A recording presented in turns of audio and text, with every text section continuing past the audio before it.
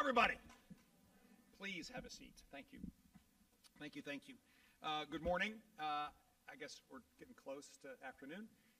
If we could, I just want to expand on Secretary Guidera's comments around the tragedy in Minnesota.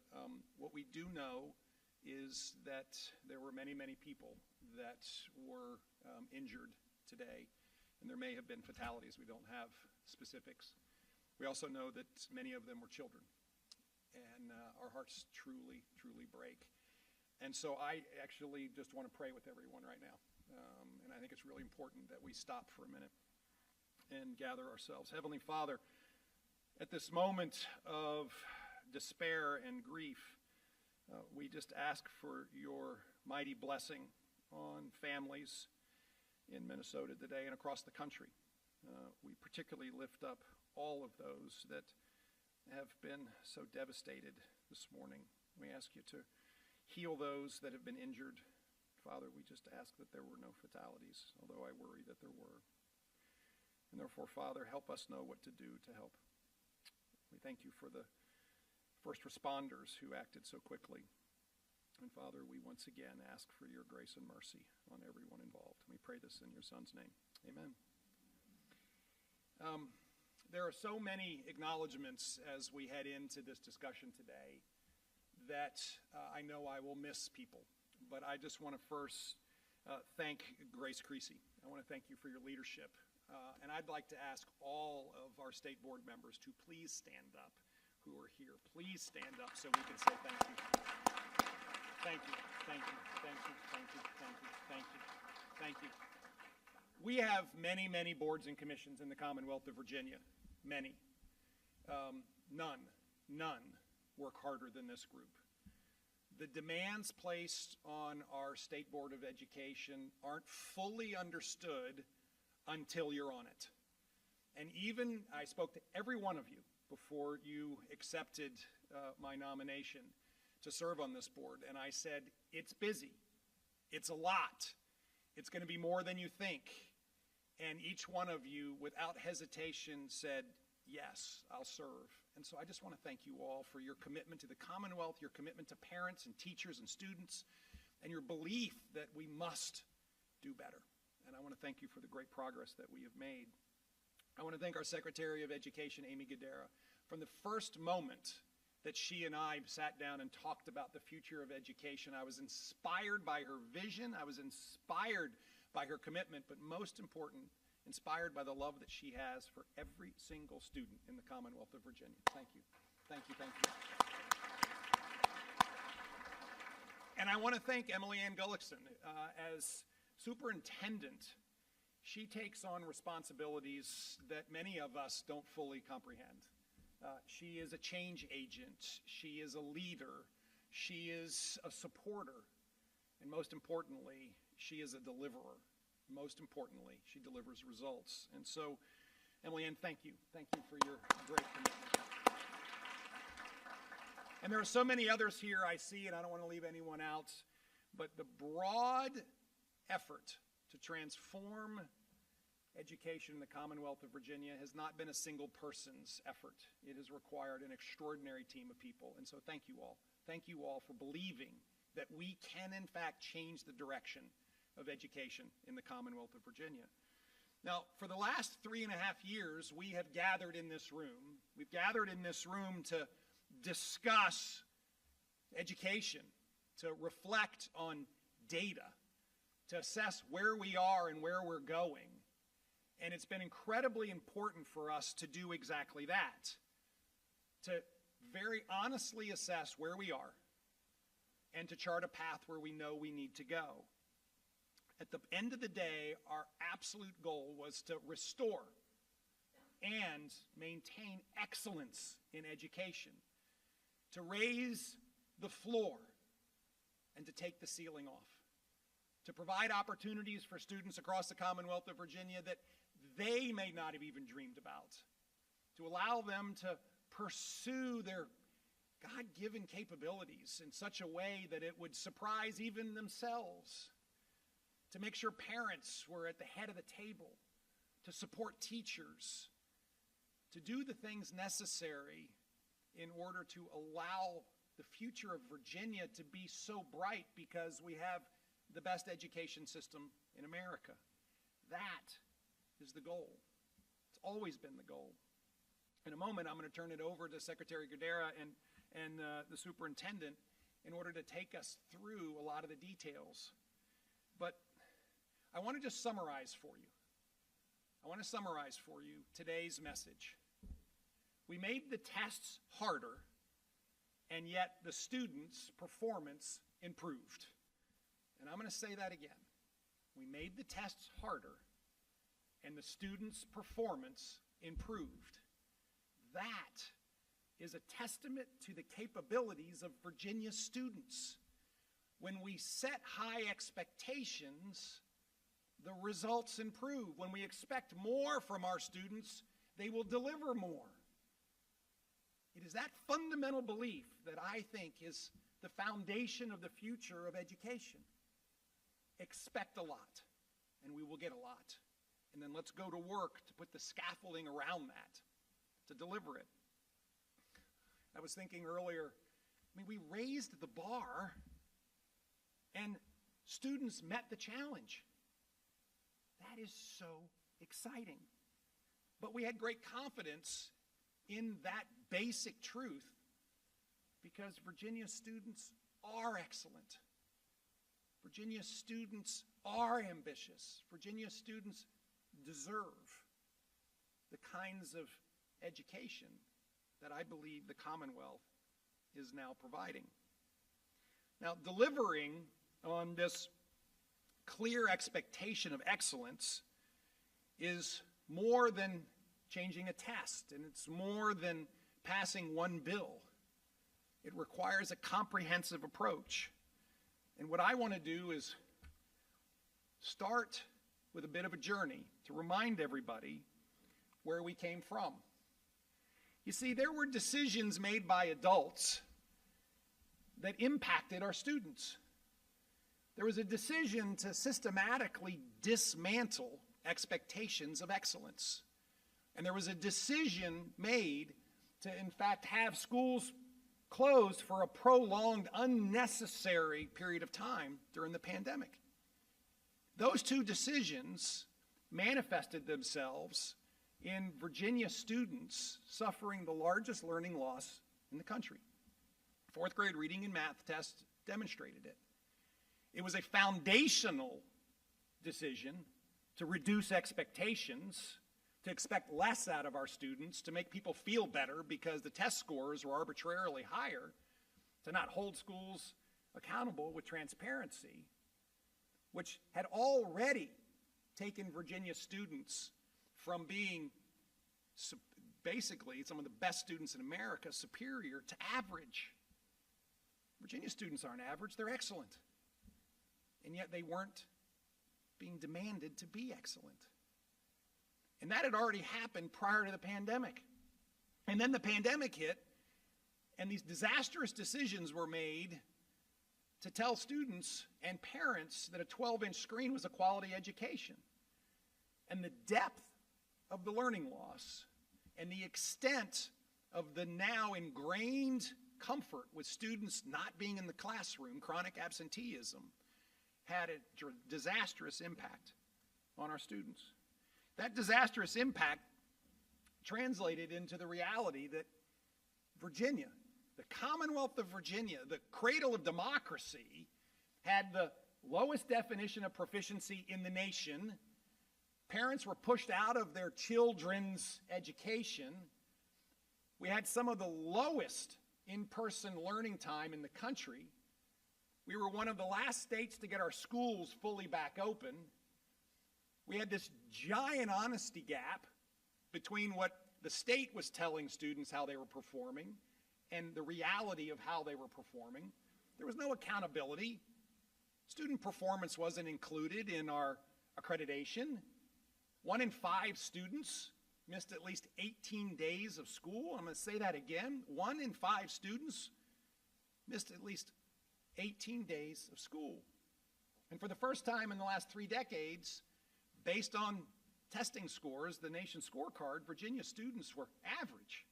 And I'm going to say it again, Virginia students are not average, but they had average expectations, and they rose to meet the low expectations.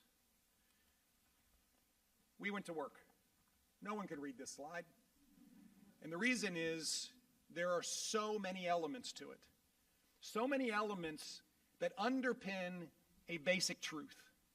That there is no single program, there is no single bill, there is no single person who can transform education in the Commonwealth of Virginia. And let me be very, very clear. We have to do it all. We have to attack it from every perspective in order to get fundamental, lasting change. And so we set out to set high expectations and to support schools. High expectations to make the content more rich, to change and increase the standards of learning, to fund our schools at levels that had never been thought of before.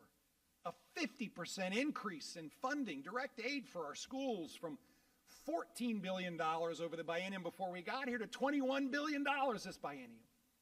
Funding for teacher raises, funding for school construction, funding that is needed for our students to succeed. Second of all, we empowered parents to make decisions in their children's lives. Transparency into how your child is doing. Let us equip you with the information you need to know how your child is doing, so that you, a parent who has a fundamental right to make decisions with regards to their child's education, their upbringing, and their care in the Commonwealth of Virginia, and by the way, by Constitution. My friends, we empowered parents. Third thing we did was we increased transparency and accountability with massive transformation in the accreditation system. Massive. Went to a student-based assessment so that we could see how schools are doing. To be clear, we're not trying to demean schools. We're trying to have a clear understanding of where the students are. And now we know the exemplary schools, and we know the ones that need a lot of help. And we're going to work to support the ones that need a lot of help so that every student can be in an excellent school.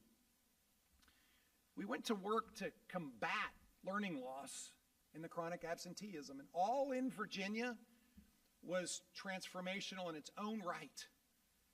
Bipartisan, intense tutoring, an all-out battle against chronic absenteeism.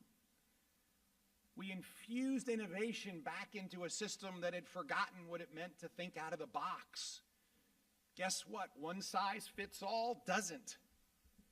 Multiple pathways, lab schools, the opportunity to attend a community college and receive not just college credit or an associate's degree, but an industry-recognized credential. We went to work to support the students. Bell-to-bell, cell phone-free education. Child care that is literally the leading light in America on how parent choice-driven partnerships work. We created a better system for our students with disabilities and took on the age-old issue that everybody had been ignoring of standing up for these students and holding the school systems accountable. And we still have a school system in Loudoun County that still used funds that they should have used for students with disabilities for other things. And let me tell you, Madam Superintendent, they are going to pay us back. We are standing up for the students. We're standing up for their safety, their dignity, and their privacy. And we have made behavioral health a priority for our students. Today, the superintendent will take you through the results. But I want to touch on two very clear buckets. Two very clear buckets that I believe allowed us to have new, stronger math and English standards. We made the tests more rigorous so that students can demonstrate mastery of subjects. By the way, if you can't read, you can't read. There are absolutes in this world of education. We're going to make sure that more students are taking advanced math We were making sure that students have access to dual enrollment so they could take college courses and, yes, earn industry-recognized credentials and go straight to work. And of course, the instructional material needed to be of much higher quality. All in Virginia, as I said, was transformational. $418 million in direct support for school divisions over a 3-year period. And we're still in that 3-year period, still working, still making sure that those students who need the direct support the most can get it. High-intensity tutoring in math and reading. High intensity. That's a very important word. That's concentrated. That is oftentimes with an adult, but also all kinds of services that can be accessed at home in the evenings with your parents. And of course, we accelerated the implementation of the Virginia Literacy Act, which is transforming the way we are teaching all of our students how to read. And finally, as I said, an all-out battle, a battle to combat chronic absenteeism. I have to say the results have been outstanding. And let me give you the highlights. The tests on average, according to Pearson, who administers the tests, are 30 to 40% more difficult, more content, a broader context to demonstrate mastery. 30 to 40%. Math and reading scores are up. They're up. Students' scores are improving from the different demographics. And so we're seeing many of the students who were left behind because they were least prepared to take on not just the academic challenges, but even worse, the terrible decisions that were made during the pandemic. We're seeing them improve as well. We're seeing more students taking college-level classes. We're seeing more students earning industry-recognized credentials. And we're seeing attendance up. Virginia has led the nation in reducing chronic absenteeism. That is something we should all be incredibly proud of. My friends, this is an incredibly important moment. An important moment where the aggregate body of work comes together in results. An aggregate body of work where there's not a single element that can be pointed to as being the key, nor is there a single element that we can do without. We have to continue to drive on all fronts. That, my friends, is why today we are seeing what is being delivered to Virginia students once again restore excellence. Now, the next step for us, of course, is to close the honesty gap. That's our next step. And I know our State Board of Education is taking on this to re-benchmark what is the definition of proficiency. We now have transparent data, hard tests, and scores improving. And now we have to re-benchmark in order to make sure we understand that proficiency means mastery, the ability to progress, readiness, so that a student can perform at the next level of demands. That is going to be very important work. I understand you're going to get it done by yesterday. They did laugh at least. It's really important work for us to finish. But now we have the platform to do it. The platform to see the old system against the new system. The platform to see that our students, when we expect more from them, they actually do more and deliver more. My friends, that is what's so exciting. And therefore, there's still so much work to do. We are just starting on this journey where excellence is restored, expectations are high, and that parents and teachers and students and administrators have locked arm in order to deliver an extraordinary education for every single Virginia student. And so with that, it's my pleasure to introduce our Secretary of Education, Amy Goodere.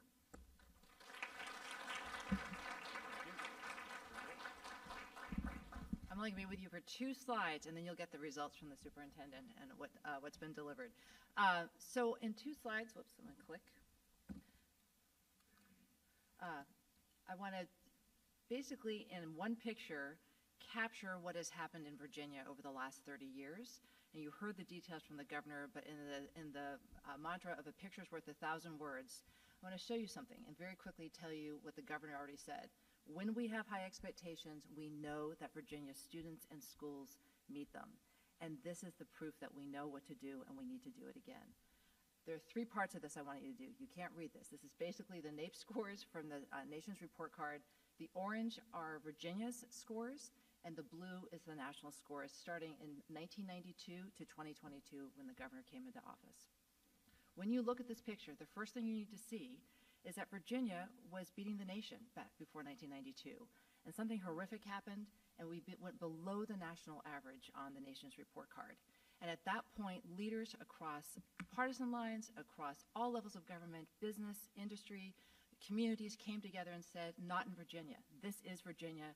We will have our students excel because we know that they can. Virginia was the start of the entire standards movement and the entire start of state testing. And you'll see what happened when in 1994, when the tests go in place. After that, we see the ability of students to be able to achieve goes up, and we're beating the average of the nation. And at every point when the state board continued to raise expectations, to make things harder, to have harder standards, look what happened. Our schools, our teachers, our students, they delivered and they met those high expectations. We know we can do this because we've done it before.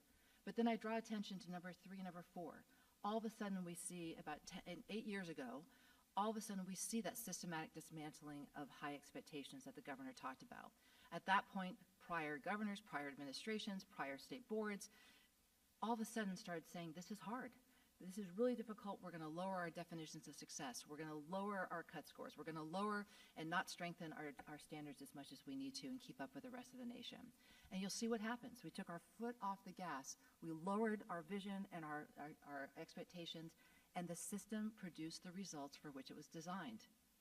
We know when COVID happened, those results even were exacerbated for all the reasons the governor said, that our students were not in school and they were floundering and failing. The moment we have right now with today's results is that we are turning this around and we know what to do. And it starts with having high expectations and making sure that every school and every teacher and every student and family is focused on meeting those expectations, and that we support our school students and families to make sure they know what they need to do to get back to being the nation-leading state. So my second slide talks about, so what are we going to do differently? We have transformed how we value and use data in this Commonwealth. And if we want to get back to having the results that we've seen before and that our children and our families in Virginia deserve again, we have to do things differently. So often in education, we put out a data number and we admire it, we cry about it, and then we put it on the shelf and we don't do anything with that data. That stops now. What we are going to do at every level in education, starting with the state board this afternoon, is that we are going to change how we use information so that we can ensure that we have improvement. This isn't accountability for accountability's sake and transparency for transparency's sake. Everything that we're doing is so that we can improve the outcomes of every child in Virginia. And there are 4 roles when we use data well that can transform things. 1, as the governor said, we will have increased the transparency so that every single Virginian will know how well every school is serving every student, and that every parent understands where their child is, where their child needs to go, and what needs to happen to have that child succeed. Second of all, good information also needs to guide our resource allocation. One of the guiding principles that the governor launched back in May of 2022 was that we will allocate resources based on what the data tells the schools, the students, the communities that need the most help. This is what the board is also talking about. Third of all, good information, quality, timely, actionable information also drives accountability, not just for accountability's sake, but for results. And that's what we are all united on, is that we need better outcomes. We need our students to achieve at higher levels, and we cannot afford to leave any child behind in that quest. And as such, what the board's going to be talking about this afternoon is how do we use this data to provide not just transparency, but to understand what do we need to do differently. So what does this data tell us, and now what are we going to do differently to get better results for all of our children?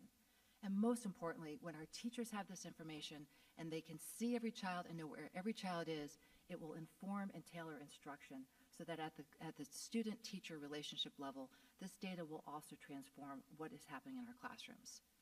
This is what we're going to do. This is what the state board's going to do. This is what they're going to talk about how to support divisions, so that this conversation about using differently to inform improvement efforts and better results is happening in every classroom, in every school, in every division in Virginia. And there's no stopping Virginia when we support our students in our schools. So thank you for being part of this. All of you in this room have played a role in it. It's now my pleasure to introduce and welcome our State Superintendent, Emily Ann Gullickson, to present the results. Great. All right. I get the fun part.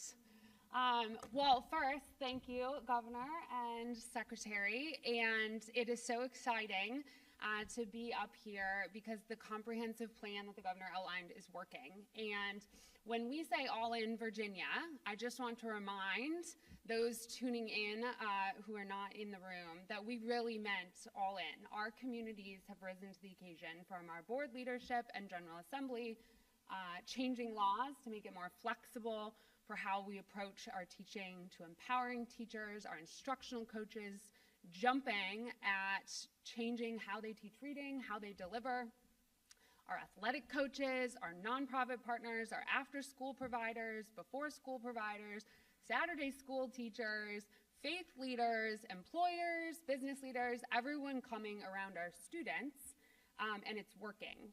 And so I have had the privilege of getting to share Virginia's plan across the country, and others are now learning how to do the all-in approach. So in addition to the Literacy Act and our high-intensity tutoring, we are seeing it on the ground before school, after school, during school, thinking differently about bell time and schedule time, and it's working just with our own state personalized learning platforms for math and reading.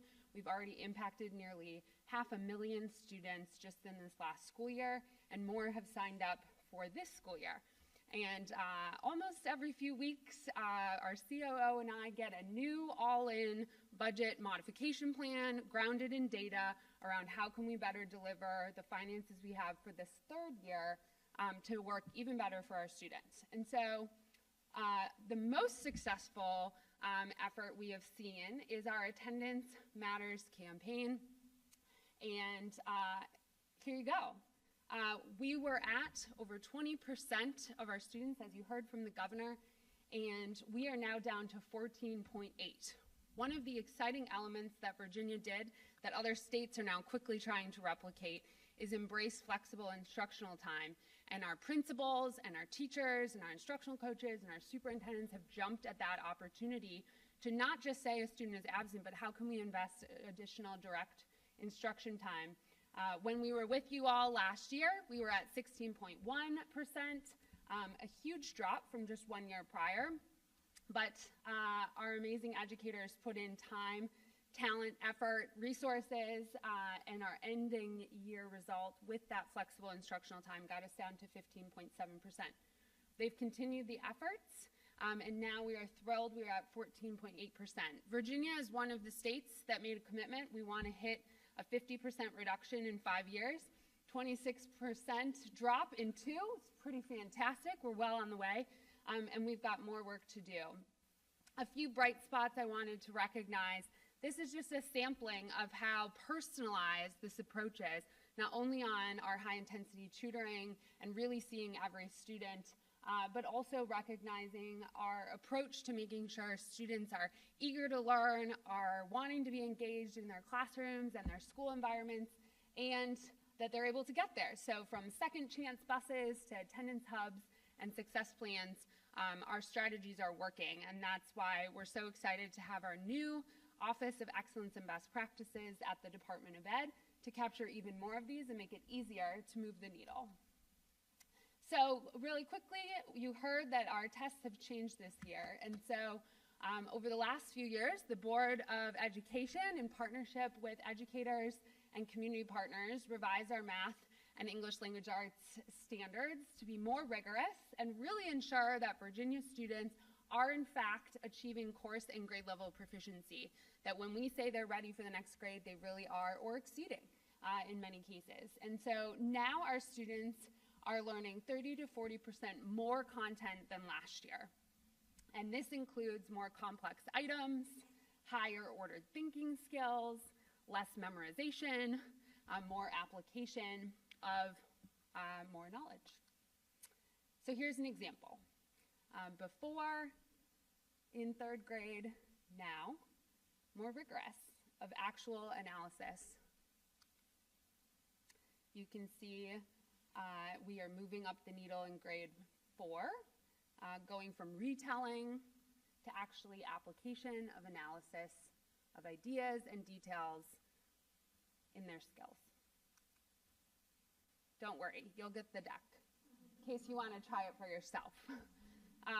5th graders, I don't know the last time you were in a 5th grade math class, but last year they only had to pass question 1. This year, to show that they really knew the content and could apply it, they also had to pass question 2. Makes me very thankful for our ambitious math teachers. And so if you have not engaged with our assessment of late, it is adaptive. So your student starts taking a test, and as they answer a question right, they get a harder question. If they answer another question right, they get a harder question from that. If they miss a question, they get a little bit easier question. Then they get that right, they get a harder question. Why does this matter? Because it really allows us to see on each personal level where a student is truly doing, so that we can help accelerate our advanced students even more intentionally, and that we can really wrap around individualized supports to meet students if they're not quite proficient or advanced. All right, so our Virginia students, once again, have met the challenge and are improving. Here is a sampling of our reading scores. The green bars for the press corps in the back, that's this past year, 24 to 25. And so as you can see across our grades, we are seeing gains, especially in our middle school students, which is fantastic. Those were obviously most impacted by those adult decisions you heard from the governor. And our youngest learners are also on the rise. Our economically disadvantaged students, many who had the most intentional support on our high-intensity tutoring and all-in funding, are showing great gains, and others are holding steady even though these are more difficult content for them to master. You can see this across student groups as well, where our students through grades 3 through 8 are improving on this more difficult test. Here's a more comprehensive breakdown. So one of the things that's really exciting about this particular board and all of our educators in the field is that we're really focused on seeing every student. And so you can see at the top where in some of our grades we're really growing those advanced learners and pushing the bar on what we expect for those at the highest levels. We can also see our below basic students. You actually want to see that as we are of less students getting into below basic, moving into that next level of basic, then more students moving into proficient, and ultimately more students moving into advanced. All right, math, also having students improve. And so we are so proud to see some of these major gains. If you have a 5th grade math teacher in your life, you should definitely give them a high five. They deserve it. They have put in the time, attention, and we are seeing major overhaul in that student learning. And once again, great gains across our student levels. Once again, those students who we really targeted with our all-in investments and high-intensity tutoring are making gains. And we're on the right trajectory. We certainly have a lot more supports, so I don't want to suggest that we've met the mark yet, but we are moving in the right needle, and that is from all of the time, dedication, and high expectations that we've seen from our school communities. And once again, you can see across our student groups that students are rising to the occasion of higher expectations and really showing improvement.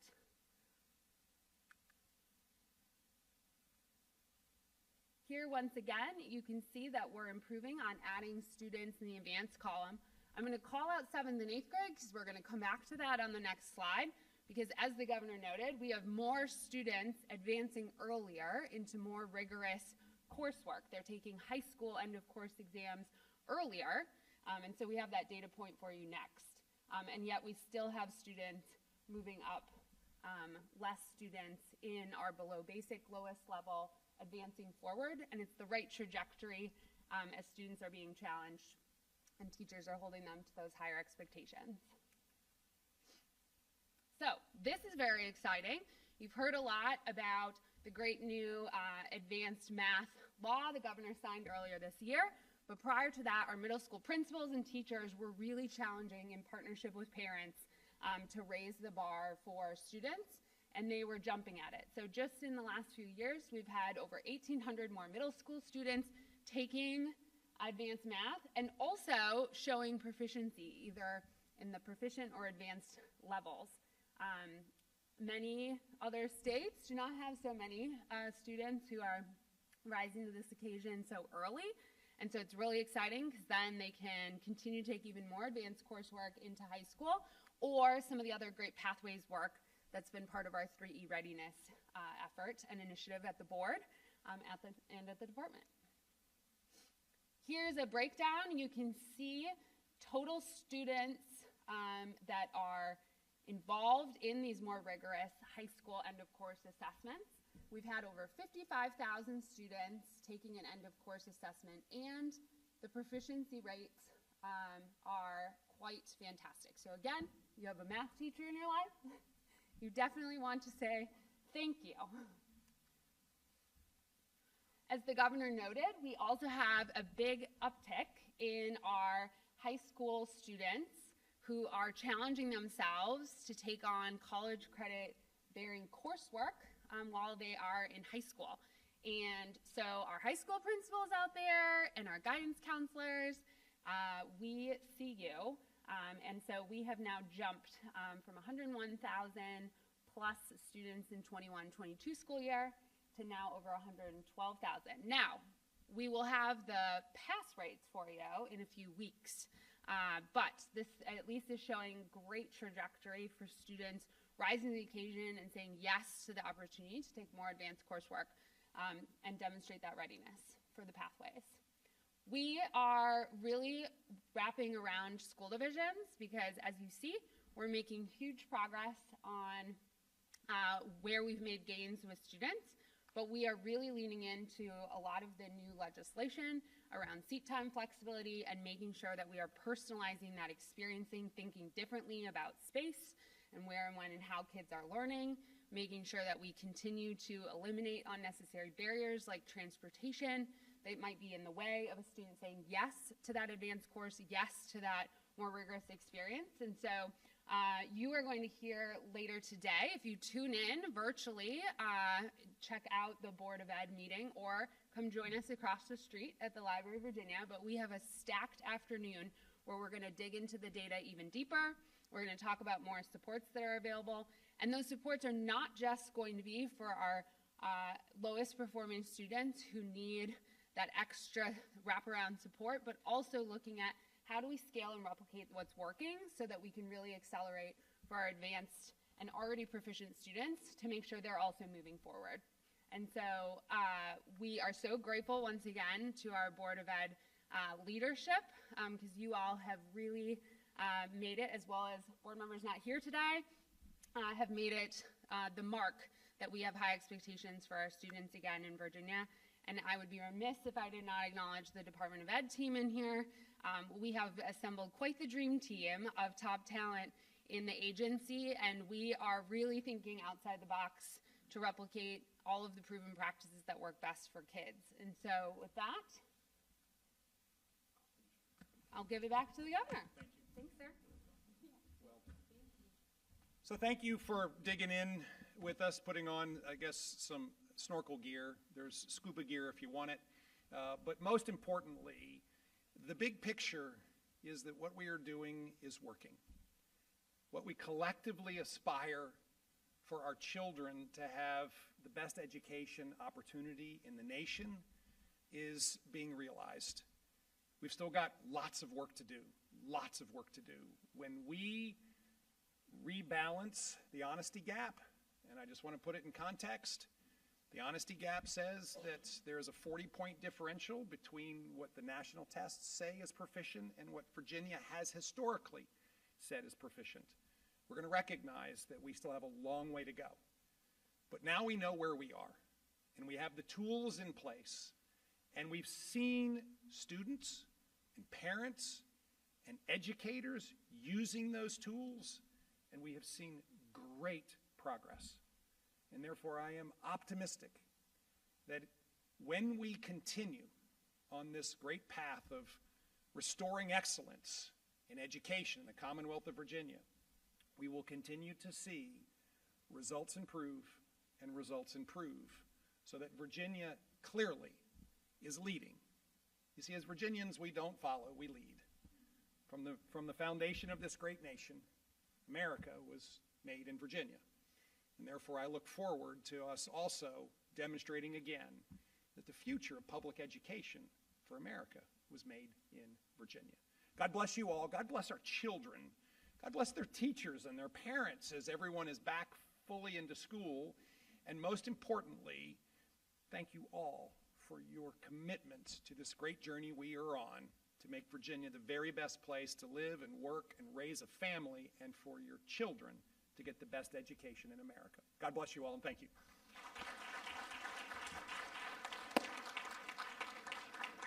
Awesome. Thank you. Okay.